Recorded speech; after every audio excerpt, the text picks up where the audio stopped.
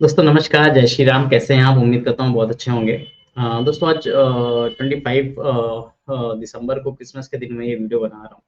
काफ़ी टाइम से कोई वीडियो नहीं बना पाया, 10-15 दिन पहले एक वीडियो आया था, उसके बाद से कोई वीडियो नहीं आ पाया। कोशिश करूँगा कि आगे कंटिन्यू वीडियोज़ हो पाएँ, लेकिन फिर भी मुझे नहीं लगता कि मैं हफ्ते में 1 या 2 वीडियो से ज़्यादा आप लोग के लिए बना पाऊँगा बिकॉज़ ऑफ टाइम शेड्यूल। आज का ये जो कंटेंट हमारा है फ्यूचर ट्रेडिंग से रिलेटेड है।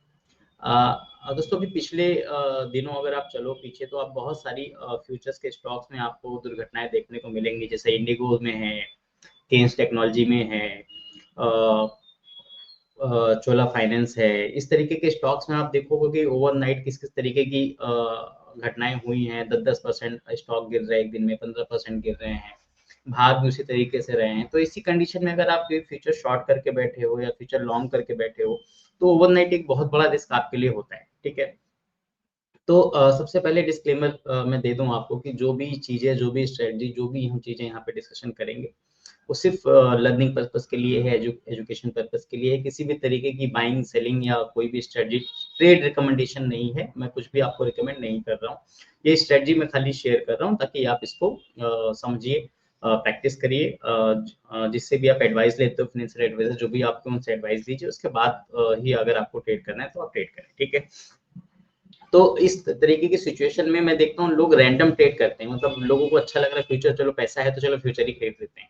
विदाउट एनी हेजिंग लोगों ने लॉन्ग कर लिया, फिर अगले दिन क्या हुआ, ट्रेड आपके अगेंस्ट चला गया, तो फिर आपको एक बहुत बड़ा नुकसान वहाँ से लेके जाते हो, क्योंकि चीज़ें आपके लिमिटेड लॉस, इस स्ट्रेटजी आपकी जो होती है वो अनलिमिटेड लॉस वाली होती है, अनलिमिटेड प्रॉफिट वाली होती है, ठीक है? तो मेरा सबसे पहला सजेशन ये है जो लोग एफ&ओ में बिना किसी हेजिंग के काम कर रहे हैं, कि जो भी स्ट्रेटजी आप यूज़ करो, जो भी कुछ भी जो आपको यूज़ करना है, लेकिन वही यूज़ करिए जहाँ पे लिमिटेड लॉस स्ट्रेटजी हो। प्रॉफिट जो भी हो चलेगा, लेकिन लॉस लिमिटेड हो। आपको पता हो पहले से कि यहाँ पे इस स्ट्रेटजी में अगर मैं गलत हुआ, ओवरनाइट कुछ भी हुआ तो मेरा इससे ज़्यादा नुकसान होने वाला नहीं है, इतना ही नुकसान होगा, या आप पहले से उसके लिए प्रिपेयर हो कि ये नुकसान हो सकता है, उसके लिए मैं प्रिपेयर हूँ। तो देखिए जितनी भी चीज़ें मैं यहाँ पे शेयर करता हूँ, वहाँ हमेशा लिमिटेड लॉस का ही सेटअप होता है, कि लिमिटेड लॉस में किस तरीके से काम करना है, आपको लॉस पहले से पता हो, ठीक है? क्योंकि मेरे चैनल की टैगलाइन भी आप अगर देखोगे तो यही है कि कैपिटल फर्स्ट, प्रॉफिट नेक्स्ट, है ना? तो प्रॉफिट हम बाद में देख लेंगे, कैपिटल का बचना ज़रूरी है। आज के सेटअप में हम देखेंगे कि बड़ी सिंपल सी एक इंडिकेटर यूज़ करके हम फ्यूचर्स में किस तरीके से ट्रेड कर सकते हैं, उसको किस तरीके से हेज कर सकते हैं। बहुत बेसिक स्ट्रेटजी है, बहुत कॉमन सी स्ट्रेटजी है, और अगर आप फ्यूचर ट्रेडिंग कर रहे हो, अगर आपके पास कैपिटल है 2 लाख, 3 लाख, 4 लाख रुपए की, उसके बाद अगर आप ऑप्शन बाइंग में लगे हो, तो अगर आप इस तरीके के सेटअप लगाओगे तो मैं आपको कोई गारंटी वर्ड यूज़ करने की ज़रूरत नहीं, मैं यूज़ भी नहीं करना चाहता, लेकिन डेफ़िनेटली इतना ही कहूँगा कि आपकी जो ट्रेडिंग साइकिल है, जो कैपिटल अगर आप लूज़ कर रहे हो, वो सारी चीज़ों में बहुत सुधार आएगा, ठीक है? क्योंकि मुझे पता है कि मैं आपको क्या बता रहा हूँ, मुझे ये पता है कि ट्रेडिंग का जो तरीका है, साइकोलॉजी क्या, उसके अकॉर्डिंग मैं चीज़ें आपको शेयर कर रहा हूँ, ऐसे ही रैंडम कुछ भी मैं आपको नहीं बता रहा हूँ, क्योंकि मुझे हमेशा कैपिटल प्रोटेक्शन के बारे में ही सोचना है, जो मैं अपने लिए भी सोचता हूँ, जो मैं खुद के लिए ट्रेड करता हूँ, वहाँ भी मेरा वही टारगेट होता है कि कैपिटल किस तरीके से बचानी है, क्योंकि कैपिटल बची रहती है तो प्रॉफिट अपने आप हमारा आ ही जाता है, क्योंकि अगर आप 10 ट्रेड करते हो तो आपको पता है 10 ट्रेड में से 10 ट्रेड आपकी गलत नहीं होती, 10 में से 8 ट्रेड आपके सही होते हैं। जितने भी लोग देख रहे हो सबको पता होगा कि 10 में से 8 ट्रेड, 7 ट्रेड आपके सही होते हैं। बाकी 7 ट्रेड का प्रॉफिट और 3 ट्रेड का नुकसान ये कभी मैच नहीं होता। तो ये आप तभी मैच करा सकते हो अगर आप रूल रेगुलेशंस फॉलो करना स्टार्ट कर दो, तो देखिए आप सबकी स्ट्रेटजीज अच्छी है जो काम कर रही है, बस आपको थोड़ा सा अपने आप को पॉलिश करने की जरूरत है, ठीक है? तो चलिए स्क्रीन शेयर करता हूँ, थोड़ा-सा स्ट्रेटजी समझाता हूँ, फिर स्ट्रेटजी चल के दिखा दूँगा। हाँ, कोई बैक टेस्टिंग मैं शेयर नहीं कर रहा हूँ आपके साथ, बिकॉज़ बैक टेस्टिंग में टाइम भी जाता है, और लाइव वीडियो रिकॉर्डिंग करते समय बैक टेस्टिंग में कहीं न कहीं 1-2 गलतियाँ भी होती हैं, फिर आप लोग कमेंट में आके सारी सारी जो चीज़ें अच्छी हैं, उसको छोड़ के सिर्फ़ वो जो गलतियाँ हैं, उसको ही ट्रोल करते हो, तो इस वजह से मैं बैक टेस्टिंग कर नहीं रहा हूँ। बैक टेस्टिंग आप अपनी करिएगा, बैक टेस्टिंग में किसी पर्टिकुलर 1 मंथ के रिजल्ट की बात मत करिएगा, नेट-नेट पूरे साल की बात करिए, 1 साल की बैक टेस्टिंग करिए, 1 साल के रिजल्ट बताइए कि 1 साल पूरा अगर आपने ट्रेड किया, तो उसका रिजल्ट क्या रहा, ठीक है? चलिए स्क्रीन शेयर करता हूँ ना।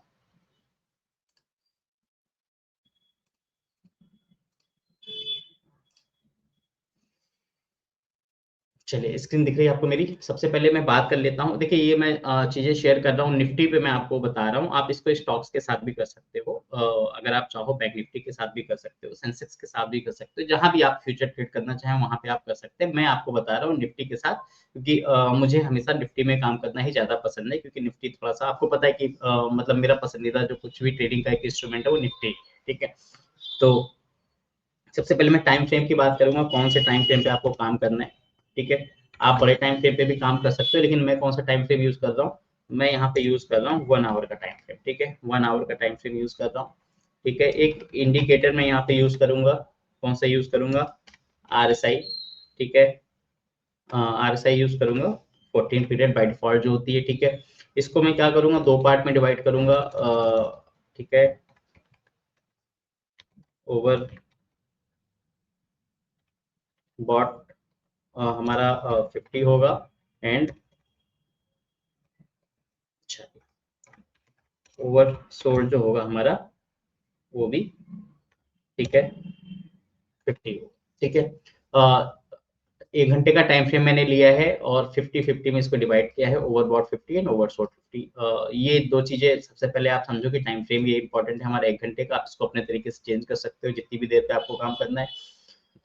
मैंने यहाँ पे इंडिकेटर लिया है RSI को, जिसको दो पार्ट में मैंने यहाँ पे डिवाइड किया है। इसके सिवा मैं यहाँ पे कुछ और भी यूज नहीं कर रहा हूँ। आप चाहो तो यहाँ पे कुछ मूविंग एवरेज वगैरह भी लगा सकते हो, मैं नहीं लगा रहा हूँ, मैं इसको ऐसे ही एज इट स्टेट करना ज्यादा पसंद कर रहा हूँ। आप चाहो तो इसके साथ वीवैप का भी इस्तेमाल कर सकते हो, बहुत अच्छा काम करता है वीवैप भी इंट्राडे में, लेकिन मैं यहाँ पे भी वीवैप का यूज नहीं कर रहा हूँ। मैं एज इट इज जैसा ही आपको यहाँ पे दिखाने की कोशिश कर रहा हूँ, क्योंकि इसी तरीके से मुझको इसको यूज करना है। ठीक है, अब ये टाइम फ्रेम चार्ट आप देखो, चार्ट यहाँ पे निफ्टी का चार्ट है। ठीक है, अभी मैंने यहाँ पे एग्जिट रूल नहीं बताए हैं, अभी मैं आपको पहले स्ट्रेटजी चार्ट पे समझा देता हूँ। चार्ट पे समझने के बाद फिर हम इसके एग्जिट रूल की बात करेंगे। ठीक है, हम यहाँ पे ट्रेड क्या क्या प्लान करेंगे।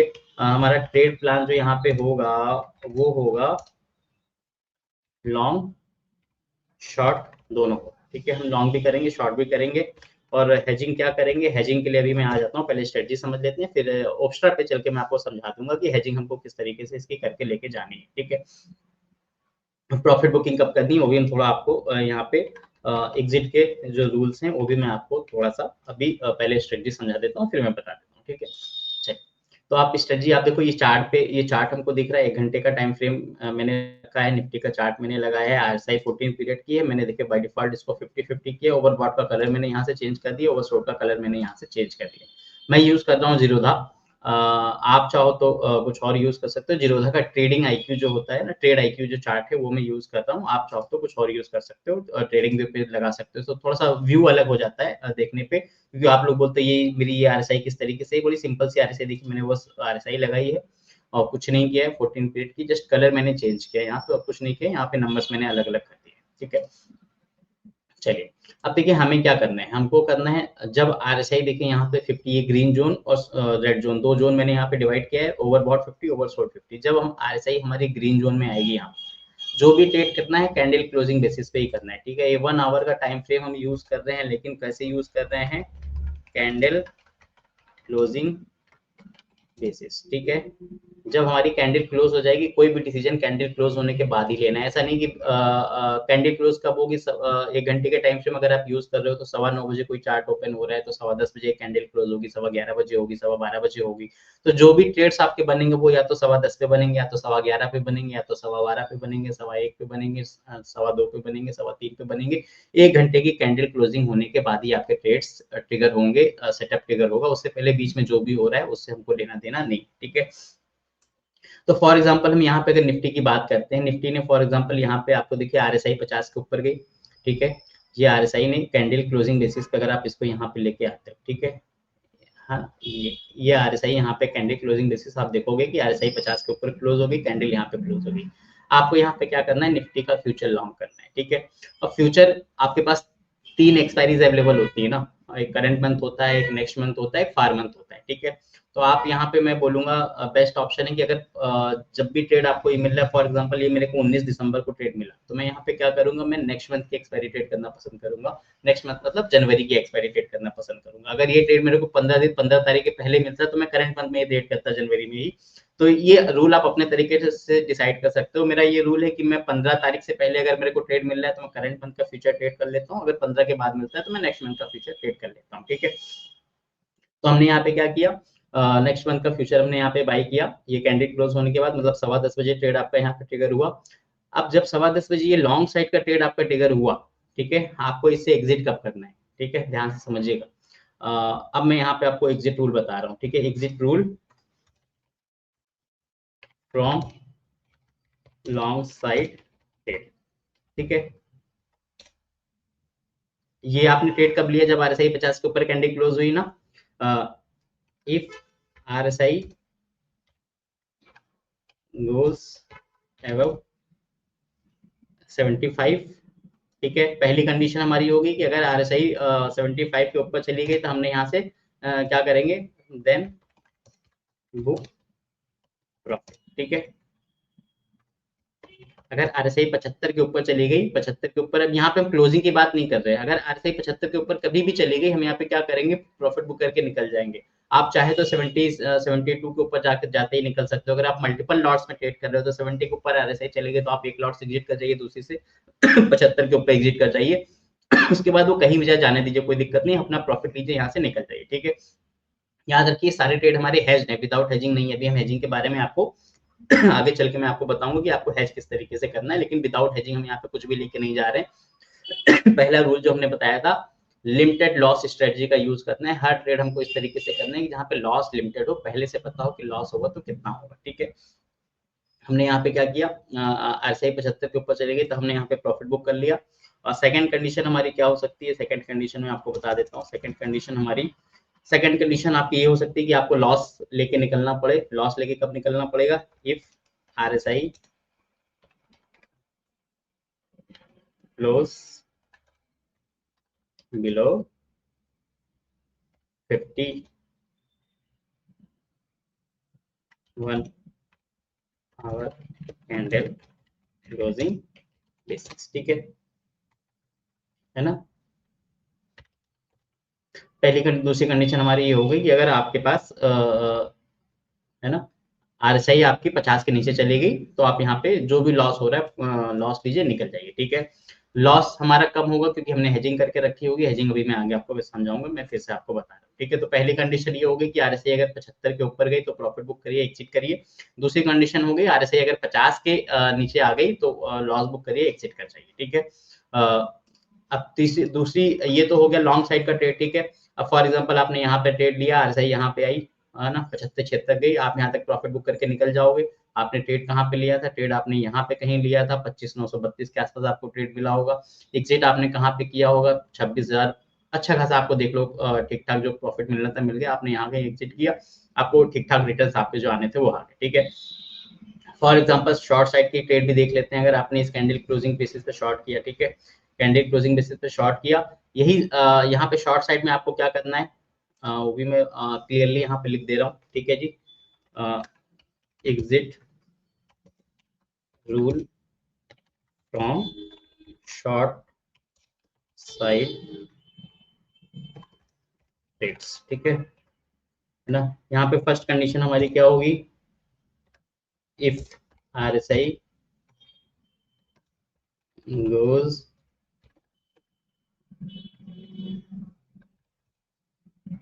RSI goes below 25,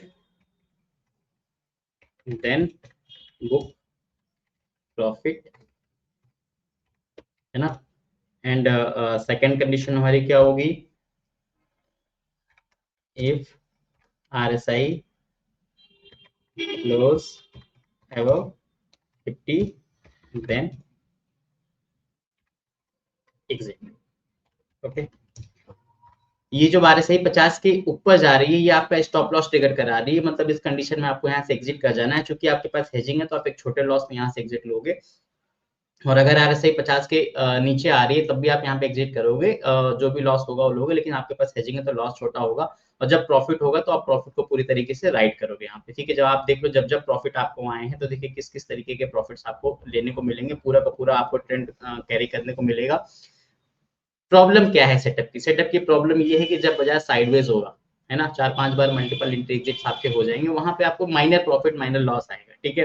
अब बहुत सारे लोग बोलेंगे वहीं पे तो लॉस आएगा जी, ऐसा नहीं है, आपके पास हेजिंग है, आपका माइनर प्रॉफिट माइनर लॉस होगा, छोटे मोटे कई बार एग्जिट्स होंगे, थोड़ी दूर के फ्यूचर्स में ज्यादा लगती है, वो आपको झेलना पड़ेगा, लेकिन हर सेटअप कभी भी परफेक्ट नहीं हो सकता। प्रॉब्लम हमारी यही है कि हम ट्रेडिंग में क्या करते हैं, हमेशा ऐसा सेटअप ढूंढने की कोशिश करते हैं जो आपको कभी नुकसान दे ही ना, और इसी वजह से हम एक सेटअप यूज करते हैं, वहां नुकसान करते हैं, फिर दूसरा यूज करते हैं, तीसरा यूज करते हैं। हमारी सेटअप स्ट्रेटजी सर्च करने की जो ये जर्नी है ये कभी खत्म होती ही नहीं है, कंटिन्यू चलती रहती है। कोई भी सेटअप कभी परफेक्ट नहीं हो सकता, खास तौर से शेयर बाजार के अंदर, क्योंकि शेयर बाजार में हमेशा आपको पता है कि अगर सब कुछ परफेक्ट होता तो बाकी कहीं भी किसी भी जगह कोई निवेश करना पसंद करते हैं कि सब लोगों के लिए ट्रेडिंग से अच्छा कोई ऑप्शन होता ही नहीं थी। ठीक है, तो ट्रेडिंग क्या है, साइकोलॉजी का गेम है, मनी मैनेजमेंट का गेम है, रिस्क मैनेजमेंट का गेम है, बहुत सारी चीजें, पेशेंस का गेम है, ये सारी चीजें, उसके बाद आपके पास अनुभव एक्सपीरियंस का गेम है। तो इतनी चीजें जब आपके पास होती है तब जाके कहीं आप ट्रेडिंग के बारे में थोड़ा बहुत पैसा कमाने के बारे में सोच सकते हो, थोड़ा बहुत सफल होने के बारे में आप ट्रेडिंग के लिए सोच सकते हो। ट्रेडिंग भी आसान नहीं है, बहुत डिफिकल्ट कैरियर है अगर आप ट्रेडिंग करके कैरियर बनाना चाहते हो। ठीक है, अब थोड़ी सी हम हेजिंग की बात कर लेंगे इसकी, कि हेजिंग किस तरीके से हमको करनी है। ठीक है, मैं थोड़ा सा ऑब्स्ट्रा पे चलता हूँ, यहाँ पे लॉग इन करना पसंद करूंगा, एक सेकंड बस।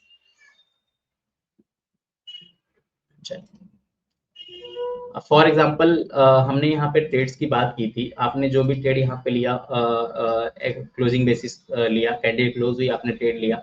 अगर 15 तारीख के बाद आपको ट्रेड मिला है तो आपने नेक्स्ट मंथ में लिया है, 15 से पहले मिला है तो करेंट मंथ में लिया है। ठीक है, हम यहाँ पे क्या करेंगे, जब भी आप फ्यूचर्स को बाई करोगे, जब भी आप फ्यूचर्स को बाई करोगे, फॉर एग्जांपल आज 19, आज 25 तारीख है, मैं यहाँ पे 25 तारीख है तो कौन सा फ्यूचर आप बाई करोगे, नेक्स्ट मंथ का फ्यूचर बाई करोगे। ठीक है, जनवरी का फ्यूचर हम बाई करेंगे।